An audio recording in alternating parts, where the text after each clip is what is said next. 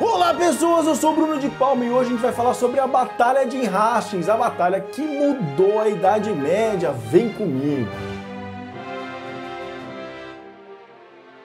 Mais um vídeo aqui no Caverna Medieval e cara, vocês pediram e vamos falar sobre o Guilherme o Conquistador e a famosíssima Batalha de Hastings, que foi um marco para a Idade Média gigantesco, mudou tudo na Idade Média. Mas antes, você já sabe, além de curtir, comentar, compartilhar esse vídeo, entra aqui embaixo nesse link que você vai conhecer a loja do Caverna Medieval. Cara, tem camiseta, caneca, bottom, pôster, um monte de coisa legal com artes exclusivas do Caverna Medieval. Então vai lá conferir, tá demais. E ainda, você ajuda o Caverna Medieval a continuar fazendo vídeo todo dia aqui no YouTube. Então vamos falar aí do Guilherme o Conquistador, que nessa época era apenas o Guilherminho, o Duque da Normandia, e ele estava aí reivindicando o trono da Inglaterra. Ele dizia que esse trono havia sido prometido a ele pelo antigo rei Eduardo o Confessor. Assim, o Guilherminho reúne sua tropa e parte para a Inglaterra, como a gente falou, mudando toda a história da Idade Média, dando início a um conflito de séculos entre a França e a Inglaterra, que culminou na Guerra dos 100 Anos e começou a explosão dos castelos na Era Medieval. Ele criou o primeiro grande censo da Europa, além de acabar com 500 anos de domínio anglo-saxão sobre as ilhas inglesas. O cara mudou coisa pra caramba. E tudo isso aconteceu, de fato, depois da sua vitória na famosa Batalha de Hastings. A Batalha de Hastings aconteceu em 14 de outubro de 1066, mas durante 24 anos antes disso, a Inglaterra havia sido governada por Eduardo o Confessor, que não conseguiu gerar nenhum herdeiro para suceder ele. Assim, se acredita que em 1051 o rei prometeu a sucessão inglesa ao seu primo, Guilherme o Guilherminho, Duque da Normandia. Eduardo passou metade da sua vida no exílio da Normandia e claramente aí então ele sentiu uma forte dívida de gratidão com Guilherme, que acolheu ele. Mas é óbvio que esse plano aí não foi bem recebido pelos súditos do rei inglês Eduardo, especialmente pela família da rainha,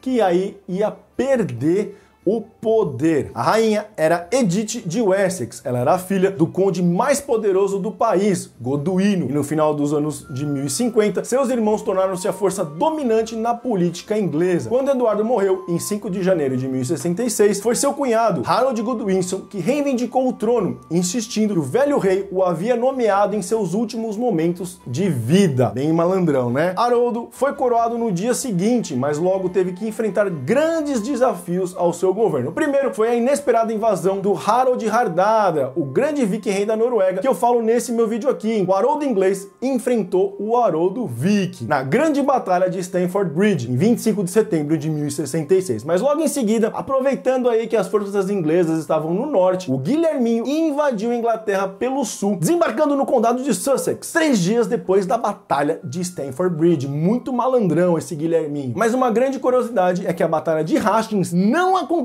realmente em Hastings, mas sim em um outro sítio, em outra região, a 10 quilômetros dali, chamada hoje apenas de Batalha, onde existe uma abadia, chamada de Abadia de Batalha, e foi construída no exato local da batalha. Inclusive, várias fontes primárias do século XII afirmam que a Abadia de Batalha foi erguida exatamente no mesmo local em que o rei Haroldo inglês morreu. O número de combatentes de Hastings não é muito preciso hoje em dia, a galera floreava bastante os números ali na Idade Média. O próprio capelão de Guilherme, outro Guilherme, o Guilherme de Poitiers, a galera não tem muita criatividade para nome nessas épocas, afirma que seu mestre trouxe 60 mil homens consigo para a Inglaterra. Ainda outros 2 cronistas afirmam que o exército do Duque era composto por 150 mil homens. Mas, cara, isso é praticamente impossível, porque os maiores exércitos da época não passavam de 35 mil homens, e o maior exército que já havia cruzado o Canal da Mancha de barco não passava dos 10 mil. Assim, um mero Duque não ia conseguir atravessar mais do que 10 mil homens pelo canal. Provavelmente era bem menos do que isso. A estimativa que é mais aceita hoje em dia para o exército do Guilherme é de cerca de 7 mil homens. Quanto ao tamanho das forças inglesas, essa aí é uma outra grande dúvida dos historiadores, porque os ingleses devem ter perdido muitos homens em Stamford Bridge, lutando lá contra os vikings, contra o Harold Hardrada, além deles terem que cruzar toda a Inglaterra às pressas em 3 dias para poder encontrar as forças normandas ao sul. Mas como o combate em Hastings durou o dia todo, foi bem difícil, uma maior consenso é de que ambas as forças estavam em igualdade, colocando assim os ingleses também com cerca de 7.000 soldados em suas forças. Olhando a mais famosa fonte primária da Batalha de Hastings, a tapeçaria de Bayeux, vemos que as armas usadas pelos ingleses e pelos normandos eram muito semelhantes. Em ambos os lados, vemos homens vestindo hauberks, que são camisas de cota de malha. Vou deixar esse vídeo aqui sobre a cota de malha para você entender tudo. Elmos cônicos com uma proteção nasal muito famoso dessa época, e eles se protegiam com escudos em forma de pipa, atacando seus oponentes com espadas, lanças e machados. A única diferença é que alguns dos ingleses preferiam usar machados, às vezes pequenos para arremesso, mas muitas vezes grandes machados de batalha, como os famosos machados daneses. Quanto às táticas de batalha, cada exército tinha a sua, bem diferente um do outro. Os ingleses, após séculos de luta contra os vikings, lutaram à maneira escandinava, ficando em pé, formando a famosa muralha de escudos, usando o grande machado danês para atacar a cabeça dos oponentes à distância, e as lanças para pegar os inimigos por baixo. O próprio rei inglês estava a pé, então a tática dos caras é: faz a muralha de escudos para ficar a linha bem defendida e não quebrar nenhum lado, e a galera atrás vinha com o machado danês só dando pipoquinha na cabeça da galera, e os outros embaixo com a lança pegando o pé da galera. A elite normanda, por outro lado, apesar da sua própria origem viking, havia se adaptado durante o século X para lutar a cavalo. Sobre a origem viking dos normandos, vê esse meu vídeo aqui sobre o rolo da Normandia. A ação em Hastings foi, portanto, pouco convencional, com os ingleses parados no topo de uma colina, fazendo ali a muralha de escudos, obrigando a cavalaria normanda a subir uma ladeira para poder enfrentar eles. Aliás, foi com essa batalha que a profissão de cavaleiro medieval ganhou força e se tornou a força que depois dominou a Europa medieval. Vê esse meu vídeo aqui sobre os cavaleiros medievais. No começo da batalha, parecia que a tática militar do exército inglês estava dando certo, porque eles estavam no alto, era difícil pegar eles. E apesar dos repetidos ataques da infantaria e cavalaria normanda, a muralha de escudos estava aguentando firme. Em algum momento da batalha, no entanto, ocorreu uma virada crucial. Aconteceu um negócio muito doido. Um boato correu pelas fileiras normandas de que o Guilherminho havia sido morto, e algumas das suas forças se viraram e começaram a fugir. Cara, os normandos estavam fugindo, achando que seu líder tinha morrido. Isso quase acabou com a invasão normanda, e as tropas só voltaram ao combate quando o Guilherme removeu seu elmo, cavalgou por suas fileiras, mostrando seu rosto e gritando palavras de incentivo, falando: "Tô vivo, galera, bora pegar os caras!" Bem ao estilo dos filmes americanos de batalha medieval. Além disso, esse boato aí deu uma vantagem aos normandos, porque os ingleses, ao verem seus inimigos recuando em desordem, acharam que a batalha tava ganha. É nóis, cara, ganhamos. Vamos perseguir os normandos e catar eles para não voltarem nunca mais. Quando os normandos finalmente viram que Guilherme estava vivo e recuperaram a sua formação, eles se viraram para atacar os ingleses que estavam perseguindo. E aí eles perceberam que a muralha de escudo inglesa agora tinha várias brechas, porque a galera tinha quebrado a formação. Eu presenciei aí a maior simulação de batalha medieval que eu já vi. 250 pessoas de cada lado, e ficou muito claro que era exatamente assim que uma batalha medieval acontecia. Nada igual aos filmes que a gente vê, mó baboseiro os filmes. Na verdade, eram linhas sólidas que se enfrentavam por horas, testando a sua força e esperando uma brecha acontecer, que então era rompida, atacada, e aí eles venciam o combate. Aliás, foi isso que aconteceu comigo. O meu exército perdeu. Vê esse vídeo aqui sobre o Encontro Paulista de Swordplay, que cara, tá demais. Olha lá.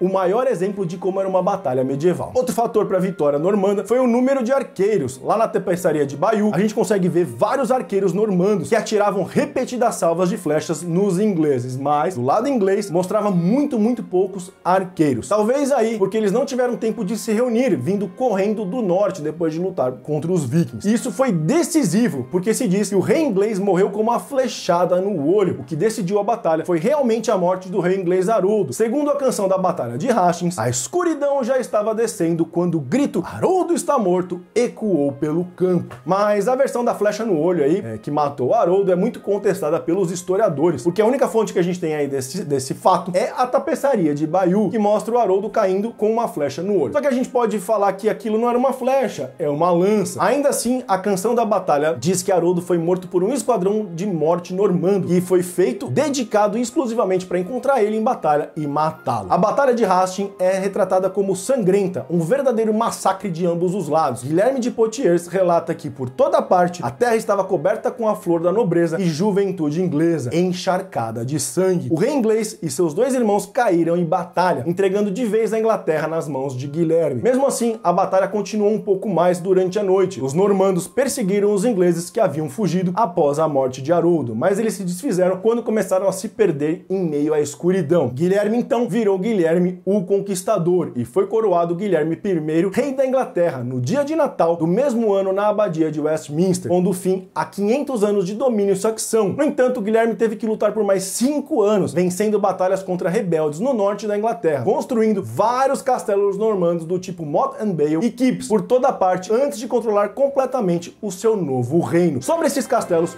toda a história dos castelos e por que chama Motte and Bale, Keeps e por que os normandos deram início à construção massiva de castelos por toda a Europa medieval, assiste esse vídeo aqui que tá demais. Obrigado por estar aqui até o final. Nos vemos no próximo vídeo. Falou!